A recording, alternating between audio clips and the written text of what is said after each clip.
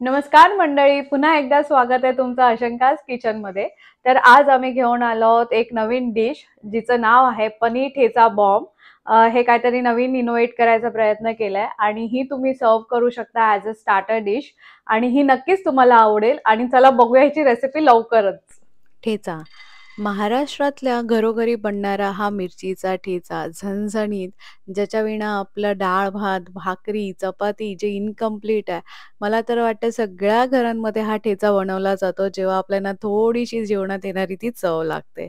हा ठेचा मी आज यूज करणार आहे पनीर सोबत, ज्याची चव खूप सुंदर तयार होऊन आलेली आहे. तर आपण भाजून घेतलेले आहेत शेंगदाणे, मिरची, जिरा आणि ठेचायला लागणारं साहित्य कोथिंबीर, कोथिंबीरची देठं आणि लसूण आणि अंदाजानुसार आपण मीठ टाकून घेऊया ठेचताना.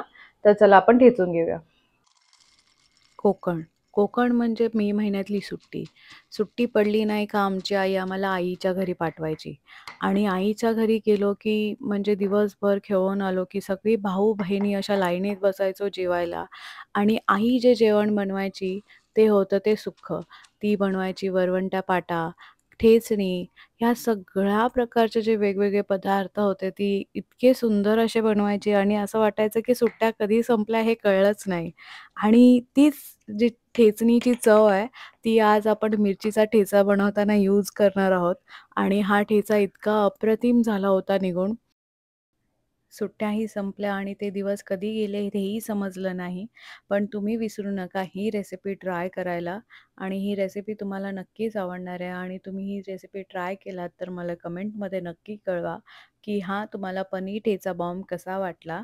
आणि आपण पनीर एकदम क्यूबमध्ये कट करून घ्यायचे आहेत छानपैकी. तुम्ही स्लाईस छोटेही ठेवू शकता आणि थोडे मोठेही ठेवू शकता. मी थोडे मोठे ठेवलेले आहेत. आपण आता ॲड करणार आहोत मिरचीचा ठेचा, जो की खूप सुंदर दिसतोय कलर वाईज. आणि त्यात ॲड करायचं आपल्याला शेंगदाण्यांचं कूट. पिंक सॉल्ट मी इथे यूज करते, तुम्ही नॉर्मल व्हाईट सॉल्टही यूज करू शकता. बेसनचा पीठ, कोरिएंडर पावडर आणि क्युमिन पावडर आणि छानपैकी असं मिक्स करायचं आहे. आणि छान मिक्स झाल्यानंतर त्यांना आपण पनीरला कोट करून घेऊया. आपल्याला एक गोष्ट इथे लक्षात ठेवायची आहे की पनीरला आपल्याला इव्हनली कोट करायचं आहे. जाड मोठा नाही करायचं आहे. इव्हनली कोट केल्यावरती त्याला लूक छान येणार आणि फ्राय होताना तो पनीरही आतमध्ये थोडासा, जर पातळ लेयर असेल तर पनीर आतमध्येपर्यंत त्याला फ्राईंगचा जो टेस्ट येतो आणि टेक्स्चर येतो तो येईल आणि खूप फ्लेवरफुल आपला पनीर ठेचा बॉम्ब होतो आहे. आणि आता आपण ह्याला छानपैकी इव्हनली सगळीकडून कोट करून घेतलेला आहे. तर अशा प्रकारे आपला पनीर ठेच्यामध्ये कोट करून झालेला आहे. तर त्याला बॉम्ब बनवण्यासाठी आपल्याला नूडल्स बॉईल करून घ्यायच्या आहेत. तर चला करून घेऊया. नूडल्सची साईज आपल्याला मीडियम हव्या आणि मीडियमपेक्षा एक साईज वरतीही चालेल, थोडे जाड. पण पातळ नाही यूज करायचे आहेत. पातळ जेव्हा आपण फ्राय करू आपला पनीर ठेचा बॉम्ब तेव्हा ते अजून पातळ होतील. सो आपल्याला मीडियम किंवा मीडियमपेक्षा थोडी मोठी जी नूडल्सची लाईन असेल ती यूज केली तरी चालेल. आता आपल्या नूडल्स बॉईल झालेल्या आहेत आणि मी अशा एक सलग लाईनने त्यांना लेंथ वाईज ॲडजस्ट करून त्यांना असे छानपैकी रॅप करते नूडल्स आणि मला ते एकदम सरळ लाईनीत हव्यात. तर आपले नूडल्स रॅप करून झालेले आहेत.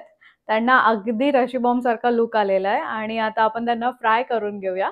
फ्राय करून झाले की आपण लगेच मिंटची चटणी बनवून त्याला आपण सर्व करूया. मिंटची चटणी बनवण्यासाठी आपण ऑब्व्हियसली मिंट घेतोय, मिरच्या घेतोय आणि एक क्रीमी टेक्स्चरसाठी मी पनीर यूज करते आणि चवीनुसार मीठ. आता त्यात पाणी ॲड करते.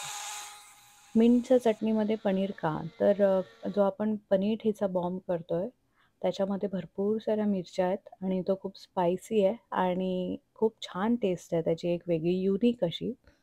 आणि त्या टेस्टला न्यूट्रल आणि थोडासा क्रीमी टेक्स्चर येण्यासाठी मी त्याच्यामध्ये पनीर ॲड केला आहे आणि जी डिप तयार होऊन आलेली आहे ह्या मिंटच्या चटणीमध्ये ती अप्रतिम आहे आणि खूप सुंदर आहे. तर आपला पनीर ठेचा बॉम्ब झालेला आहे रेडी. आणि आता आपला मेन पार्ट टेस्टिंग. तर चला बघूया त्याची taste.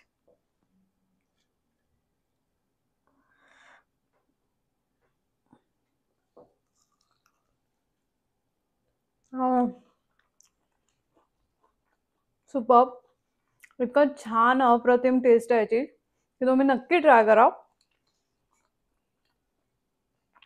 Superb, I like it. आणि हे खूप अप्रतिम झालेलं आहे. तुम्ही ही रेसिपी ट्राय करा आणि मला फॉलो, सबस्क्राईब करायला विसरू नका. मी अशाच नवनवीन रेसिपी तुमच्यासमोर घेऊन येत राहील. भेटूया पुन्हा पुढच्या व्हिडिओत. Bye bye.